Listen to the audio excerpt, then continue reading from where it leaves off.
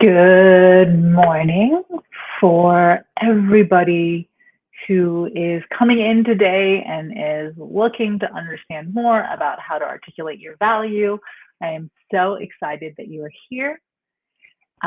Today, we are going to spend some time together talking, first of all, about what it looks like to articulate your value in a manner that feels comfortable, that's compelling, that speaks to other people. And then the other thing we're going to talk about a little bit more is what that actually looks like in real life. So for those of you who do not know me, my name is Dr. Alessandra Wall. I am the founder and principal coach of Noteworthy. And one of the most important things for me, one of my pet peeves, is to be in spaces with people who don't say what they mean and mean what they say, and to find myself in situations where I don't have clarity about who people are, how they're thinking, what's important to them. And the thing is, if you look at what I do from a business perspective, everything I do is set up to help women not fall into that pet peeve category. Now, specifically, what I mean is, what I do day in, day out is work with absolutely extraordinary women to help them understand and articulate their value so that they can either position themselves for the leadership opportunities that they so deserve in their own companies, or so that they can shift and get themselves into the right companies or into the right jobs. I work with entrepreneurs and founders too. And again, have this opportunity to show up powerfully. And one of the things that I have discovered over the course of my work, and to be honest, some of it has to do with my own journey as a psychologist, gone life coach, gone executive coach, speaker, trainer, and consultant, is that it is really hard to talk about yourself well, to talk about yourself in a way that is compelling. And for women especially, because we're not socialized to do this, to talk about yourself in a way that feels comfortable. And when we don't have those skills, when we feel like we cannot walk into a space and tell people how amazing we are, well, we harm ourselves and we harm other people. So there are two issues with this for me. One issue is specifically, if I'm not telling the world what I can do well, if I'm not positioning myself to be known for what I'm good at and what I love doing, I'm never going to be selected or hired to do those things. But it's also a problem for the people who need my services, who need my skill set, who need my help, right? If they are not given an opportunity to hear about what I can do and how it can support them, then they don't have that same opportunity to get the help they need. So that is what we're going to talk about today. Some of you today might have seen there's a LinkedIn Learning course right now that's called Articulating Your Value. I'm really, to be honest, like completely flabbergasted in a good way, right? I was amazed that the course has had huge traction. But then I also get it, because these are really new and incredible times. We have an opportunity to reposition ourselves, and companies finally are ready to listen to us a little bit better. So that, if you have not watched the course, I'm going to give a brief introduction to what we discuss in that course. And then part of the reason I'm hosting this LinkedIn Live is a lot of the people who've taken the course said, this is great, love it. Here's my problem. I need more real life examples. So that's the other thing that we're going to try to do today, is make sure that you have more real life examples so that you can see what this sounds like. So right now, one of the things that I will point out is that I, on the side of my screen here, see all your comments, but I do not have the ability to type back in response to your comments. So if you have a question, type it in. I'll try to answer verbally. And good morning to everyone. I am, again, so happy to see you here. So let's just start a little bit going briefly through this, and then I pulled a number of the women I work with and got their permission to share some of their value articulation stories. And if you have If you're trying to do this process and you have a question about how to better articulate your story, again, type it in the chat and I'll use it as an example. And we'll do this live together. But first, let's start back at the beginning. This is the beginning. So I would like you to think about this. I want you to think for a second about how you hired the last skilled person you work with, right? My brother is visiting right now with his girlfriend, and she just got her hair done. And she did something that most of us don't do, which is she just came to a new city and selected a hairdresser based on one thing, the name of the salon, which she thought was really fun. And unfortunately, the colorist who was doing her hair did not do a good job. So not only is her hair not the right color, but she came back with a shirt that was completely bleached in the back from the product reaching her hair. So that is not usually the way we select the people we want to work with, right? So think about it for a second, and if you don't mind, type it in the chat. The last time you selected somebody, did you just go onto a service like Google, or back in the days, for those of us who are old enough to remember them, the yellow pages and the white pages, and just look for somebody?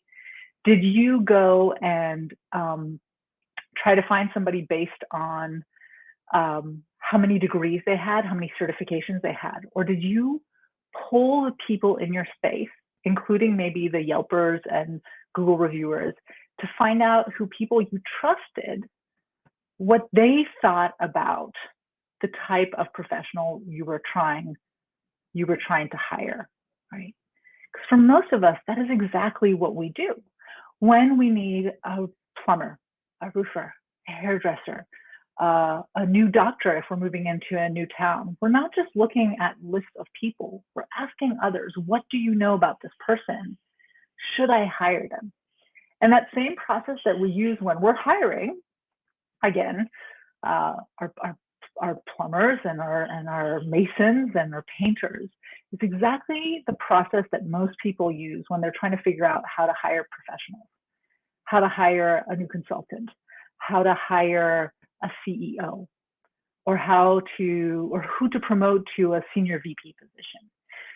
So it is extremely important, A, to put out into the world what it is you do, the fact that you're really, really good at it, and why that matters.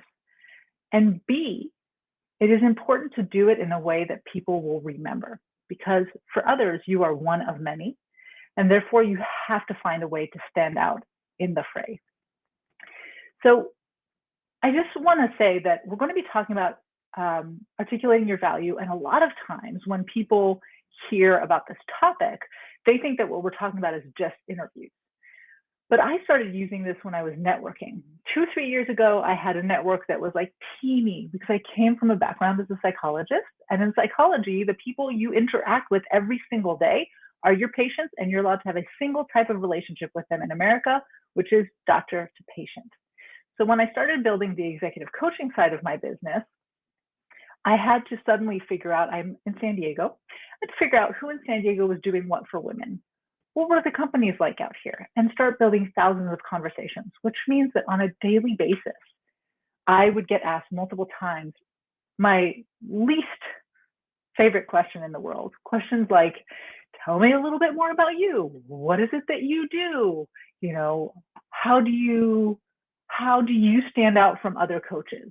And I have to be honest, even to this day, those questions make me cringe. So I'm really curious in the chat, who here, like me, hates to be asked, what do you do, or tell me more about you, right? Even with this process, I'm more comfortable, I'm better at answering those questions, and there's still always this slight moment of hesitation when the question comes up, right? So learning how to articulate your value is something that's going to be really important when you network. It's going to be important when you interview. It's also going to be important when you're the member of a team. If you're working onto a team where 5 or 6 or 10 or 200 people each have different skills, you're going to need for yourself to position your skill set and your value clearly so people understand how to bring you into team projects so that you're working on the things that you enjoy doing and that you can be successful at. And if you're managing a team, you want to use this process and use it to understand how every member of your team sees themselves, what they love doing and excel at. And this is going to help you delegate so much more easily. Here's the other thing. From an engagement perspective, it's also going to make people feel seen and heard, right? Which is incredibly important when we're talking about motivating human beings and holding on to like your, like the people who work for you. I was going to say your best talent, but I hate talking about humans as talent, right? Jenny, you're saying it's awkward to answer those questions. And again, I feel it. Yesterday, I was in the kitchen in my office space and somebody asked me that exact question. Tell me about, like, what is it that you do? And I had to stop, because one of the things that we are taught often is the elevator pitch, the dreaded elevator pitch. Show of virtual hands or comments. You could put a yes, like a Y for yes. How many people in this room have been told that they need to create an elevator pitch to talk about themselves, right? That 30-second to 1-minute introduction that you're supposed to give someone. I know that I was asked to do this a ton, especially early on. I had a lot of very well-meaning coaches, very successful coaches, who all made me create elevator pitches that I never used, because in real life, walking in and throwing an elevator pitch that sounds great on paper is extremely unnatural and awkward, right? So there's like this yes, yes, yes, yes, yes on this elevator pitch issue. So I hope you can agree with me that elevator pitches suck. They're not useful, they're not natural, and it's not how you speak about yourself. So today, what we are going to talk about is how you can walk into a room, any room, and answer that dreaded question, tell me more about you, or explain to me what skills you bring to this team, to this project, to this company. Why should we hire you? In a way that feels comfortable, that's natural, that highlights the skills you want to be known for, and that allow the people who are listening to you to remember you, even if you're one of 300 people that they're interviewing. And to do that, we at Noteworthy came up with a process which was entirely designed, to be honest, and it works for men too, but it was designed specifically to help women overcome the guilt and the discomfort we have with saying, and I am amazing at this. The first thing I'm going to tell you about articulating your value, the first thing you have to be able to do is to be unforgettable. There's a lot of neuroscience behind being unforgettable, but I'm just going to put it this way. When you speak passionately about something, and that passion is written all over your face or in your voice, right? For somebody who can't see you, your voice can convey passion, right? There is a process that happens both in your brain and in the brain of the person seeing or listening to you, which reproduces that excitement and that passion in them. And they might not feel it as strongly as you do, and they might not understand what's happening. But all I want you to remember is when you get excited about something, the people you're talking to, without realizing it, start to get excited too. And they will start to feel a little rewarded. They will feel happier. And this other amazing thing happens, which is our brain produces these neuropeptides that then also calm us.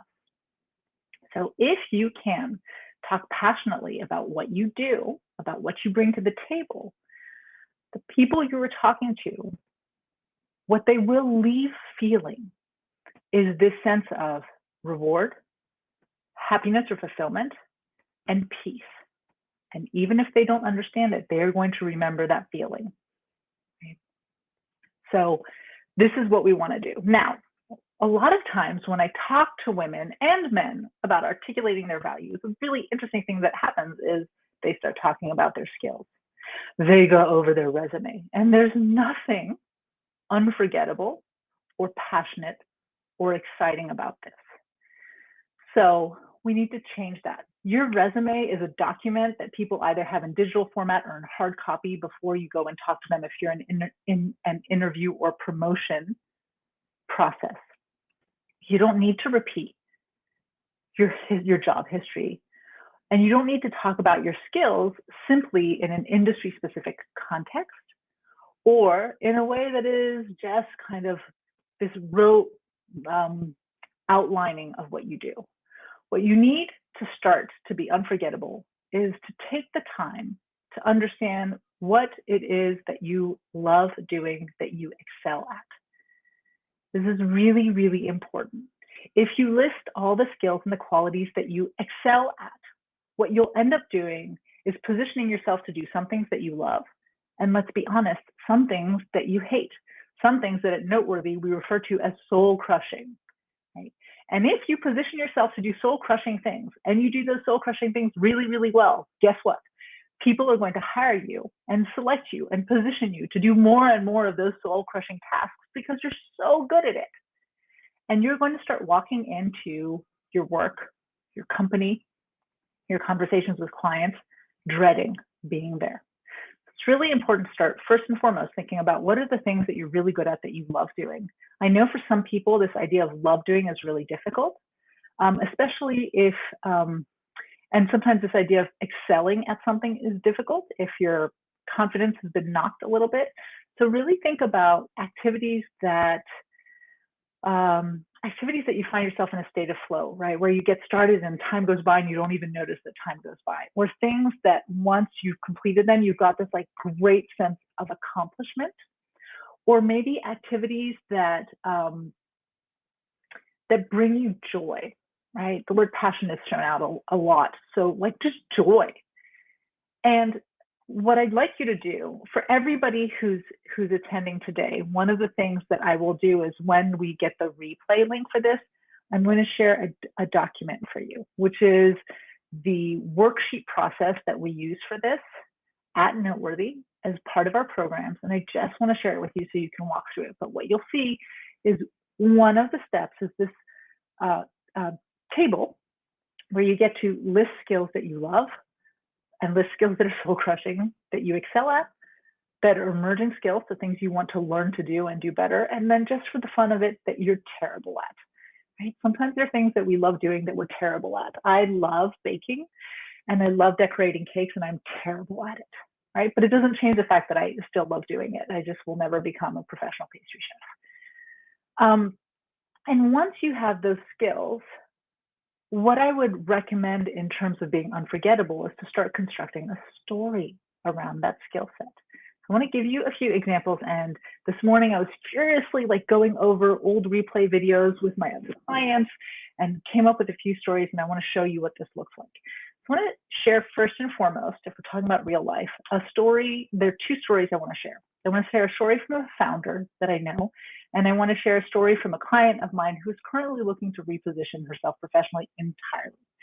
So I was listening to this founder pitch his company to actually folks that he was trying to employ, and it was terrible. And I listened to him do it a few times, and I stopped him. I'm like, you have to be able to tell your story more interestingly. It has to be more captivating. And so I had him tell me a few stories about his company, and the founder happens to be somebody I know fairly well. And then we're talking about how as a founder, oftentimes you're not just pitching your company to investors, you're also pitching yourself, right? So investors aren't just investing in the company, they have to have a sense of trust and security in the founder. And founders are constantly going to 1,000 meetings, and networking is really big. So we were thinking about the stories this person had that could highlight his qualities as a founder. And I told them, I said, you know what story you should share? You should share that story about how when you were a kid, you convinced your parents to let you buy a motorcycle, right? He was, I think, 11, maybe 12 when this happened. And how this motorcycle was not functioning, and how you took this motorcycle apart, put it back together all on your own, somehow got it working. And then you convinced your parents, again, to let you go ride this motorcycle out in the desert. And so the idea was to share that story to highlight a few things, because as a founder, what he needed to highlight is he's the kind of person who sees opportunity where other people don't, right? Being able to identify a broken motorcycle as something that was worth buying. He's also somebody who has the ability to take things apart and put them back together so that they work better. so that they function better, so that they're more effective, right? And finally, he's the type of person who has the emotional intelligence and the social skills to convince others to believe in him and to take a chance on him, right? So we're using the story from his childhood, which seemingly might not connect to what a 49-year-old man is trying to do as a founder, because it's memorable. Because at the end of, a pitch fest where investors have listened to dozens and dozens and dozens and dozens of founders who are pitching their companies and their stories, they're going to remember the guy who got his parents to let him buy and ride a motorcycle at 11. They just are, right? So when we talk about being unforgettable, you can do it in a few ways. One, just position the skills that you love, right? And that you excel at, because in talking about them, you will get animated. And in getting animated, you're going to pull other people in. It's not soft science, it's neuroscience. It's neurochemical responses in the brain that lead to that. I go into more details about that in the LinkedIn course. The other thing you can do that I often recommend doing is also trying to tie those skills to a story. Humans love stories. And stories allow us to hold on to information in contexts that are much more memorable. So here's another example from one of the women at Noteworthy who is positioning herself for an entirely new career. And so one of the things we're talking about is one of her top skills is this ability to see ahead of the curve. These were her words. And she said, I'm somebody who sees options ahead of the curve. I'm somebody who's really good at seeing what's happening and what's coming up. And I'm also really excellent at finding solutions, developing a plan, and executing on that plan. The problem is, historically, the way she had used this skill was to be the woman that you let run into a crisis and solve a mess. And that is absolutely not the way she wants to use these skills moving forward.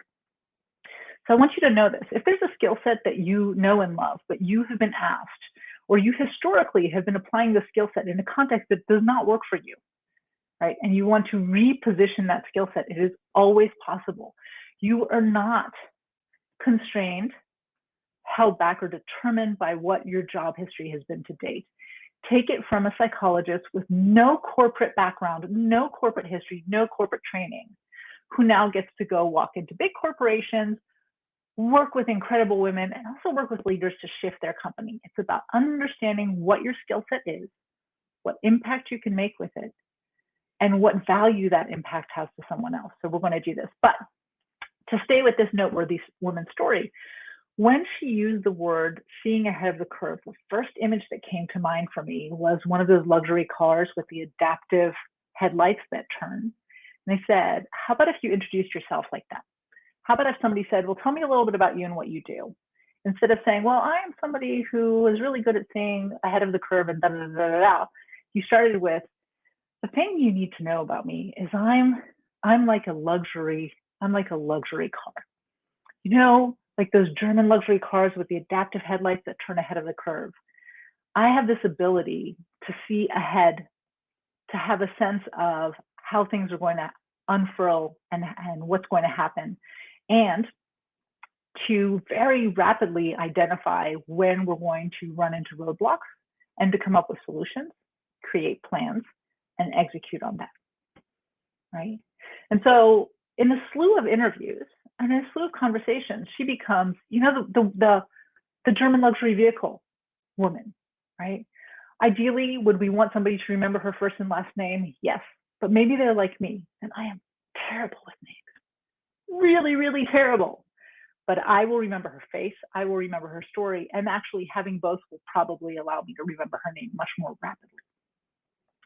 And then for her specifically, you know, this goes a little further. We talked about, we're still actually defining how she wants that same skill set to be used, not to be a crisis manager, right? But actually to build things.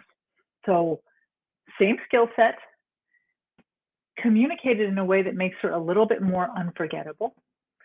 And then we're going to position them differently. And so when you're trying to position your skill set, the next thing you need to do after being unforgettable, is connect the dots.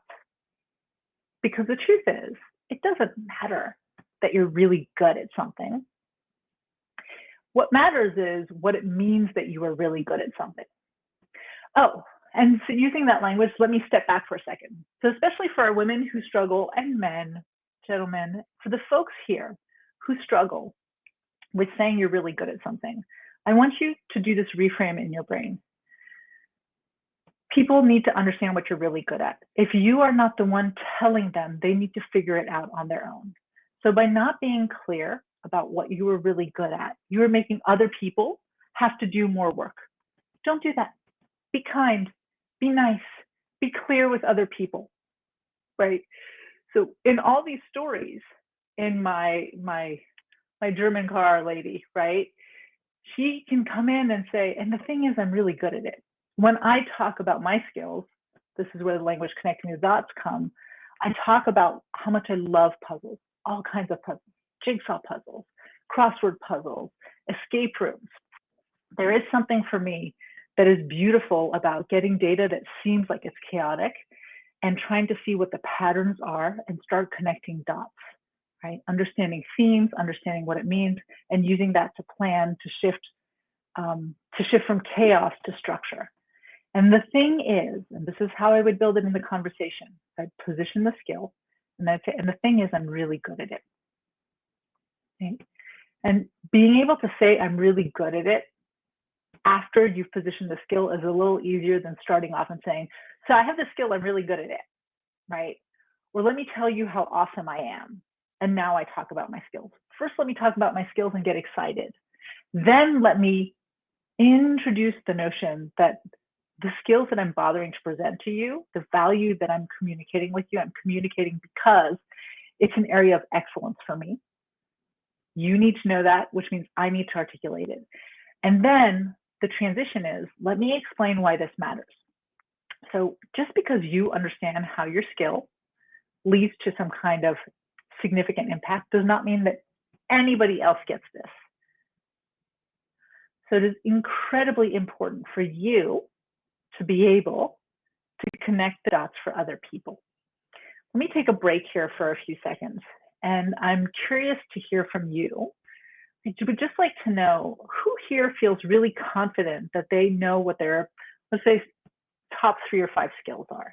And if you do know, and even if it's just one skill where you're like, I know I love this thing and I'm really good at it, I'm going to encourage you to post it in the chat. I'm going to encourage you to do this for a couple of reasons. First and foremost, for a few reasons, more than a couple, because I'm interested in knowing. Second of all, because it's really important for you to practice saying, I'm good at this, and being clear about what you're good at. But thirdly, because it's LinkedIn, right? We have 10,000 followers at Noteworthy. So if you're looking to position yourself as excellent at what you do, start putting it down here. Maybe somebody who's interested in that skill is going to see your name pop up and is going to be a little bit more curious about your profile and is going to take a minute to connect with you, or at least follow you down the road. So I'm gonna let that slowly bubble up in the chat. What are some things that you know you love doing and are really good at? And while you share that, I'm gonna talk about connecting the dots. So as I said, it is not enough that you are really good at something. You have to explain to people why that matters. At Noteworthy, with the system we use, I have specific language I use for that, but nobody has to use like this exact script. The way I like to do it is after I've positioned my skill, after I've taken the time to say that I'm really good at it, I'm going to bridge that and say, and here's the thing, because I'm really good at it, I can. And this is where I'm going to start sharing my impact. And my recommendation, we're going through this right now. We just started running the first 2022 cohort of Your Career Your Way, which is a group coaching accelerator for women that helps them really position their value, right? Develop their brand and create more visibility and confidence so they can step into spaces more powerfully. And this week, after I talk to you today at noon, I'm jumping on a coaching call with them. This week we're working on value articulation, and they're really kind of struggling with, how do I make that connection? How do I make it interesting? And the mistake that a lot of people are making is they're getting really granular off the bat. So they might say, I really, really love data analysis. I don't personally, but the person I'm thinking of does. I really love data analysis. I'm really good at kind of understanding and decoding what the data means, and because I'm good at it, and then they start getting into really granular examples. And what I would recommend in general is start broadly and then get specific. Starting broadly might look like saying, I'm going to look at some examples we have here. Starting broadly might mean that I start saying, and because of that, I can very rapidly, when given an array of data, I can very rapidly, first of all, codify that array, but then start running analyses to understand what it means and translate my findings into terms that other teams can use and put to use, right? Generally broad. And clearly, for all the women and men in STEM here, you can tell that this is not my area of expertise. I am actually good at data analysis, and I hate it. But then, because when you're interviewing, especially for a promotion or for a new job, people want KPIs. They want very specific examples. They want data. They want facts. Then I can go into very specific personal examples of how I use that skill for that broad impact to create a very specific impact or value for other people. So I want to stop again here and see if there are any questions about connecting the dots. And while I wait for those questions, so I'll give you an example again because again, this is about sharing real world examples. This is another noteworthy woman who's in a position of leadership. And what she noticed is she just got promoted, and in getting promoted, her team expanded a little bit. Her responsibilities expanded a lot. But one of the things that really changed for her is she went from a space where she was often one of many women in a room to being one of a few, or often the only woman in the room. And what she noticed is when she's around a lot of other women, she feels very comfortable articulating her value and speaking up.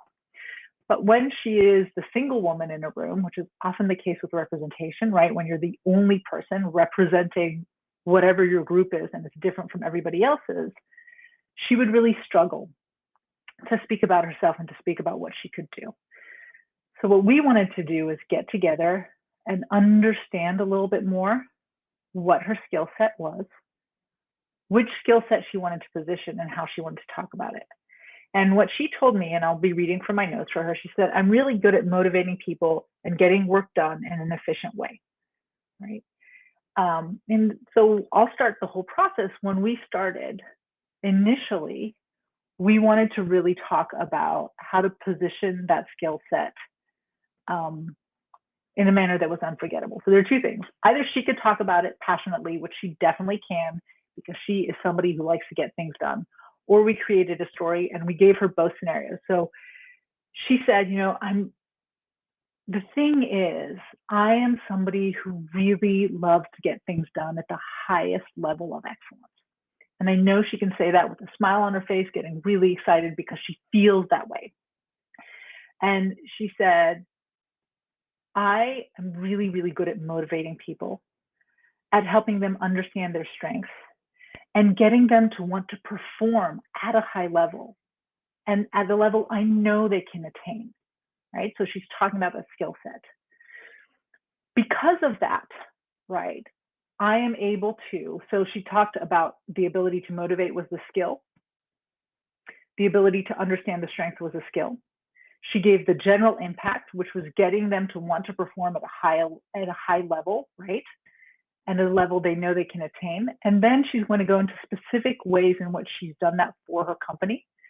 She happens to have been working for a company for many, many years, so she will probably only be speaking about her current company. But if you're transitioning jobs, you might talk about how you've done that in different spaces, right?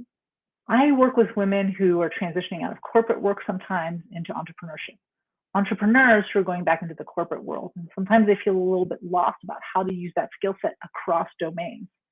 We'll talk about one of my clients, Barb, who recently transitioned from a very tech job in finance to a DEI director, right? And how she did that.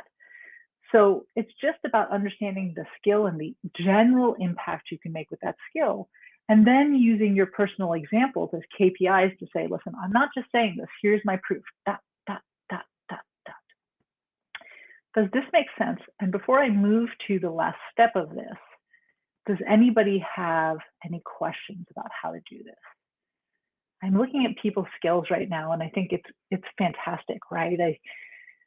The ability to strategize and execute programmatically. Jeff, ideation, futurism, and learning. Good at solving puzzles. Now, because I work with women who are entering into leadership positions, so often women with a lot of good strategic planning and analytical skills, that solving puzzle example comes up a lot. And just feel free to use it. It's fine. You just need to give a context to it. Seeing the forest and path while valuing the trees. Jennifer, I have somebody we work with who's a noteworthy woman who is exactly the same thing. One of the things she talked about in talking about herself is she said, I can both see the forest and see the trees. And this is how I use both skills. The ability to step back and get a general understanding of what's going on, but then the ability to walk into the forest and have a clear vision and understanding of each tree's position, function, and features, right? So creating that story, creating that language around the skills that you excel at and love. And I know I'm repeating myself, and I'm going to just hammer that point, excel at and love, not just excel at, and not just the skills other people want, is going to make you far more memorable. It also makes it far less awkward to talk about what you do. Succession planning, because you're, Holly, great at identifying people, right? Holly, I might, many years from now, when we're in a position to transfer Noteworthy to somebody else, I might have to come and find you. Ideation and solution development, anticipating obstacles and finding creative, innovative ways of getting past them, right? There's so much, and I really appreciate you sharing them, because your next step is going to be to think about, if it's true that I'm good at this, what kind of impact can I make with that skill? Right? If it's true that I'm good at these things, maybe you can start with, what kind of impact have I been able to make with that skill? And if I were to step away from speaking specifically about this project, this job, this moment, and speak about it more generally, what would I say the skill allows me to accomplish? Astrid, you said, what was the lady's examples of how she's good at getting people to perform at high level? I actually don't have them down here specifically, but she's been leading a team, and her team is overperforming overall, right? So one of the things she's known for is she's that person that you come to when you have a big project that needs to be executed. And actually, she's also really good at identifying people across the company who can step in. And so she can stop and give very, very specific examples of how, at times, she has been called in to manage or lead a project. And not only has she been able to reach the goals of the basic goals of the project, but kind of to exceed expectations in reaching those goals. One of the things I will tell you about me, which we could position as a weakness, but I have learned to position as a strength, is I am somebody who I describe myself as a Gestalt person, right? I'm the person who watches the movie and can tell you what a movie was about, can tell you what the underlying themes were, can talk to you about the connections between the characters, but I am not the person who can remember off the bat what the exact lines were. I cannot quote the movie, right? That's the same thing with reading. I am somebody who can read a whole book and come to you and go, oh my goodness, I read this amazing book, Drive by Daniel Pink, which is an amazing book, totally worth reading. And the book talks about motivation. And here are the 3 points it brought up about motivation. And here's what it says about what we can do next. But if you told me or asked me, well, what were the studies? What was the granular information? I'm not good at that. right? That could be positioned as a weakness, but actually a lot of people are not great at seeing the big picture, at understanding the connections between things and being able to explain them in terms that are clear, compelling, and simple enough for anybody to get them, right? And so Astrid, I have the general example, but not the specific one, and that is why. Okay, so when I watch most people articulate their value, here's what I see. And here's what I don't want you to do.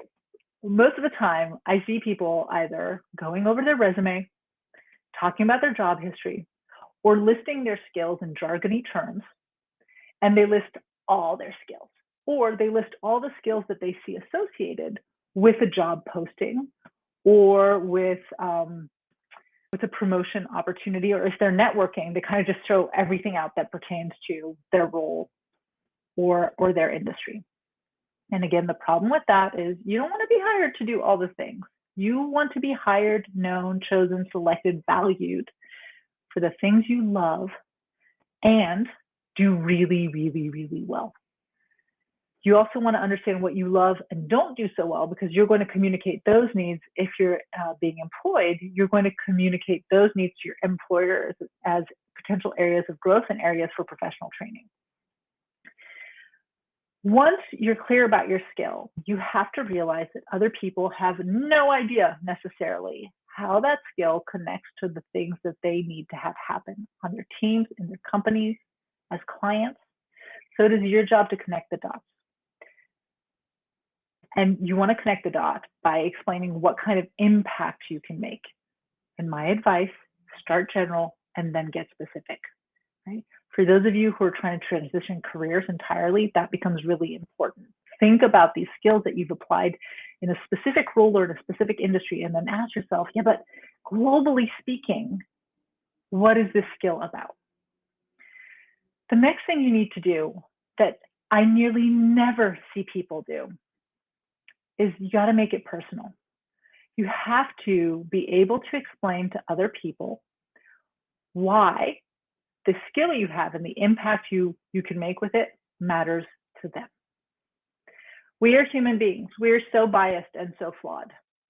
And we can rail against that bias and those flaws, or we can embrace it and we can just accept that that bias and those flaws are here to stay and work with them. One of the bias and the flaws that we're already trying to work with this unforgettable process is the fact that as emotional beings and as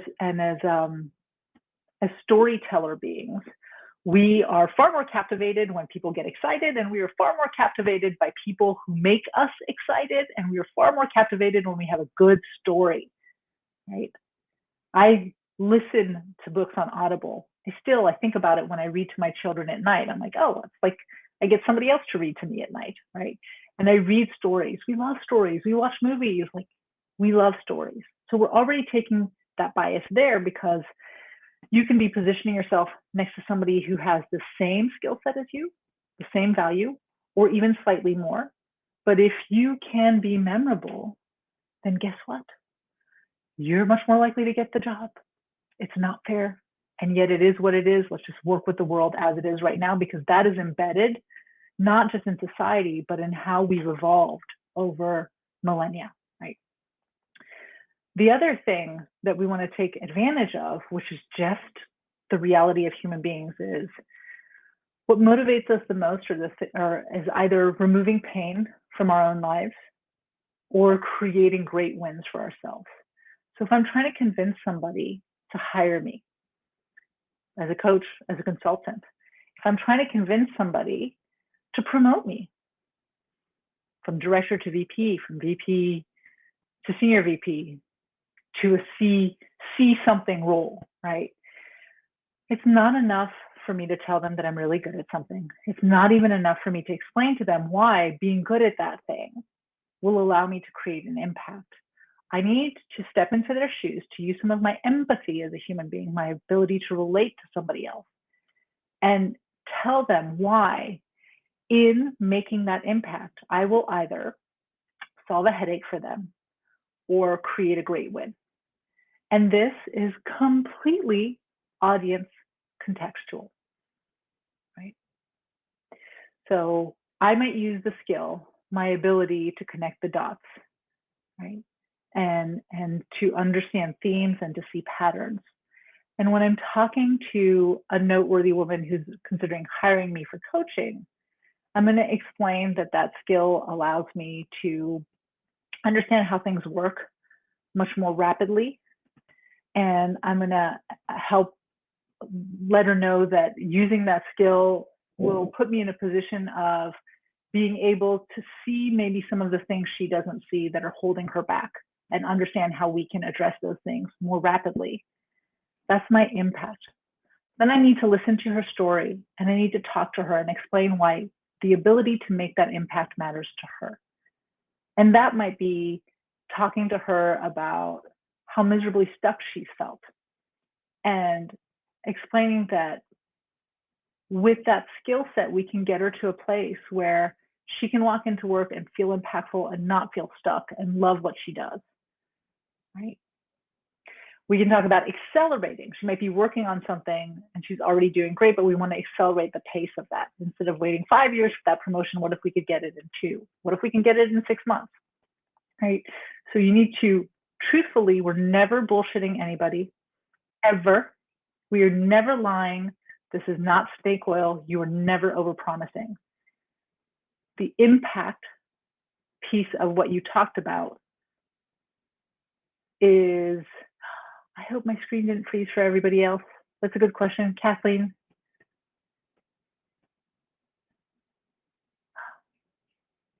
Oh, that's miserable. Oh no.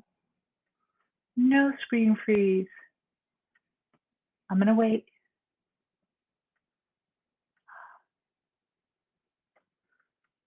I'm gonna wait.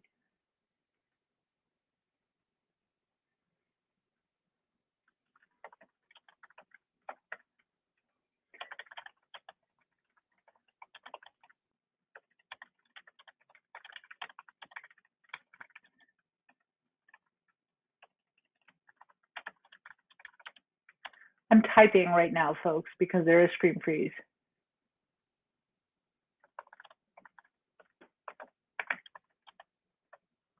Um,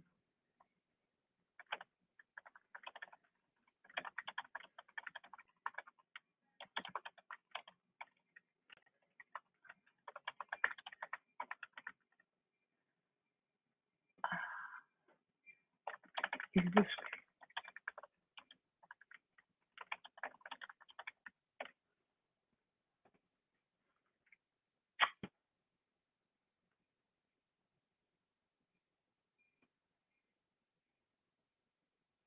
Oh, I'm waiting a second because the screen is still frozen.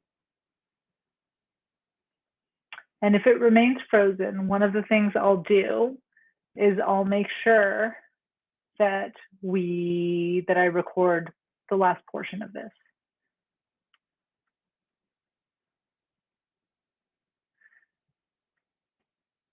Okay. Exit and rejoin. I'm going to try that. I'm going to try exiting and rejoining and see if that works.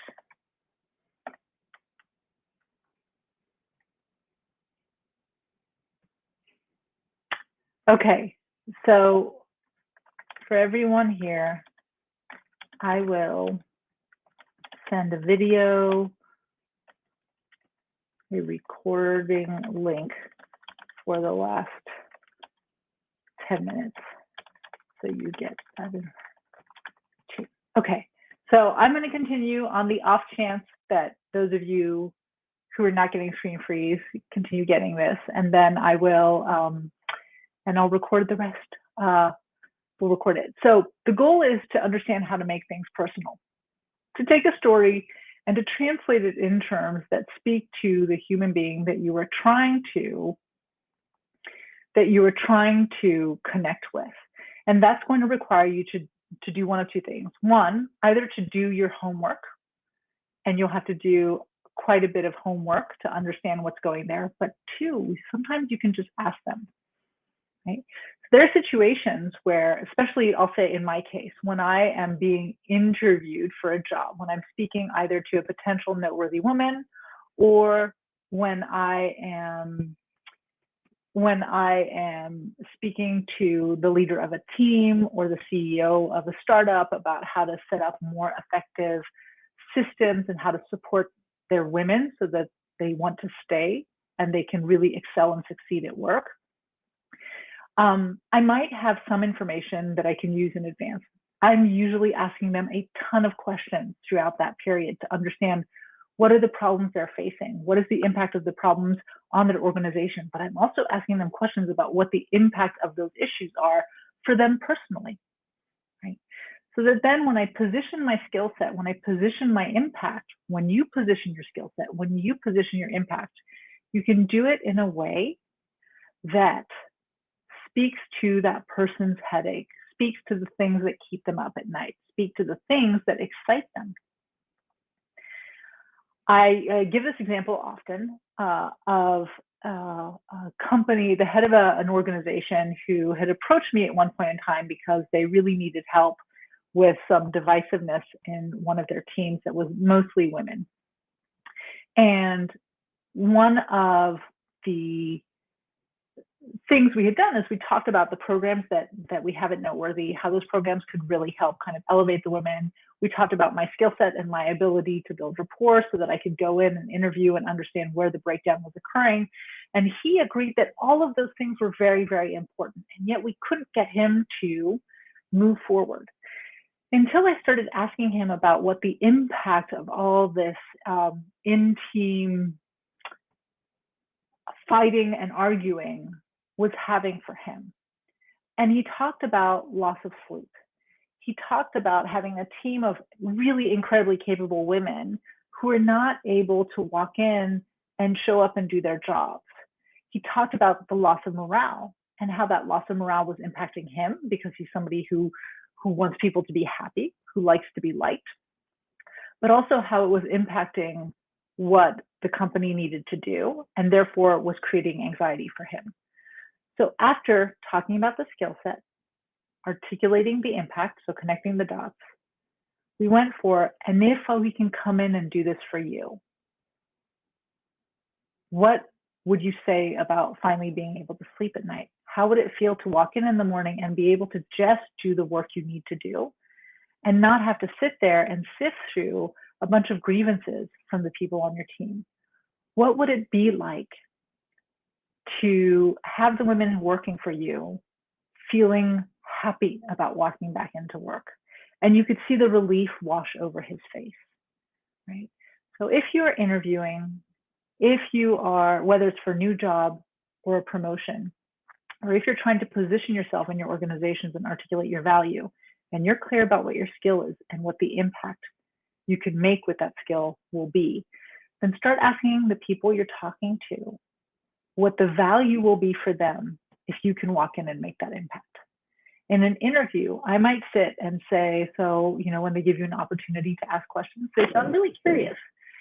If you were able to hire what you consider to be the perfect candidate for this job, what would it make possible for you? And I'm going to take the answer they give me, and I'm going to position my skill set around that answer. And I'll say, okay, so as I mentioned before, this is something I love doing, and I'm really, really good at it. And because I'm really good at it, here's what I can do.